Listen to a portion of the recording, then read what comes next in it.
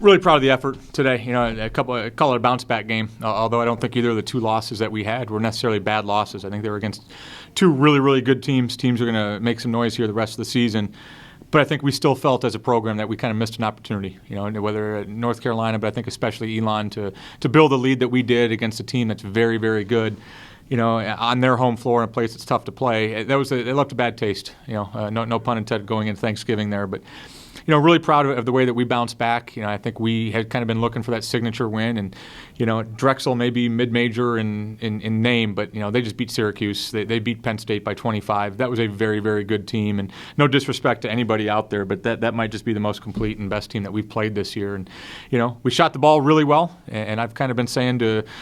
Maybe not to enough people, but I've kind of been feeling our guards been waiting to bust out, and I thought once our guards started to play well, we were going to be a really, really dangerous team and a really exciting team, and both those two things happened today. Yeah, and I think so much about this program we've tried to instill about just talking about the process, and it's not so much looking at the schedule that happened behind you. It's not so much looking at the schedule ahead of you more than just the one game.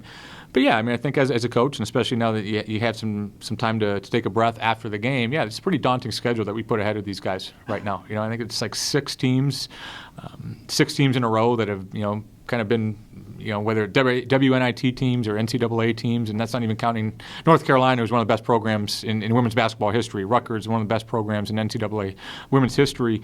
We put this schedule out. This is 2 years now that we've been waiting for this year to put the schedule out, and it was daunting. And you have two losses like that, and all of a sudden, if you start allowing yourself to think about, 2 losses could turn into 3, and 3 could turn into 4.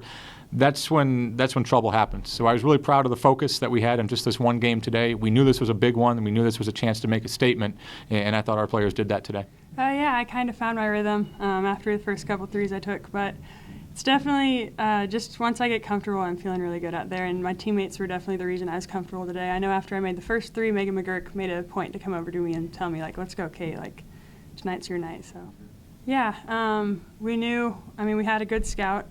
And we knew who their shooters were, and I think we could have done a better job identifying those shooters, but for the most part, we did a pretty good job defensively today. I definitely felt like I saw some openings. I knew I had to attack. They're a really good team, and even though we had a lead, I knew we had to keep attacking and keep pushing.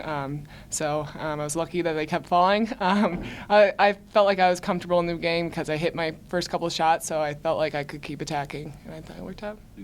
Yeah, I thought it was a great team effort. Kate was coming off the bench, and she scored 17, so it was really awesome. I thought we moved the ball really well tonight, and everyone came ready to play. Yeah, and I think you look at the first 4 games that we had, and even the first 5 games, and that shooting ability wasn't there consistently. If you were walking the gym in our practice, these kids knock down shots at an unbelievable clip. It's been our best shooting team in practice during the 5 years that I've been here, and it hasn't translated in the first 5 games. But I think at some point water finds its level, and these guys weren't going to shoot poorly forever. And I think it was just a comfort thing, but I think it's just been a mindset thing for Kate. Maybe a couple days away, not hearing my voice for a few days, but she's a fantastic player, and God's honest truth. What are we 34 practices into the season? I'll bet 5 or 6 of those practices she's been the best player on the floor in practice, and it's been a frustrating thing for me because it's like I want everybody to kind of see when she plays like that how much of a joy it is to watch her play, but I think just as a team how different we are, and you saw that today. That was one of the better team efforts. That's one of the most entertaining offenses that I've seen probably in at least close to the last 5 years. Just the 7 offensive rebounds were huge, and I know she got clipped for an offensive foul on one of those, but especially even there at the end, not that the game was in hand by any stretch, but we missed a couple shots, and she was there to clean it back out, and sometimes the clock can be your friend late in the game, and she was able to get some offensive rebounds, kick the thing back out, and maintain possession.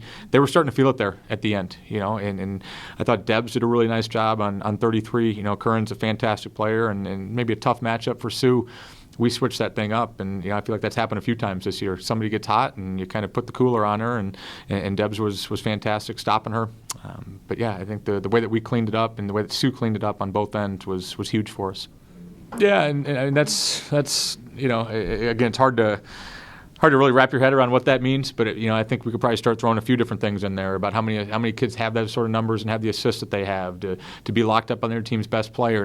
There's just so many things that the kid does, and she probably doesn't necessarily like the nickname, but I had a buddy come up and tell me that she's kind of that Swiss Army knife. She can do so many different things, and she's got so many tools to her game, and I think the comfort level that maybe she's starting to find playing on the perimeter, I think she hasn't said this, but I think maybe some frustration because she's been out of position. We don't do a whole lot of stuff with positions in our offense, but she's catching the ball in a lot of different spots than she has for the first 3 years.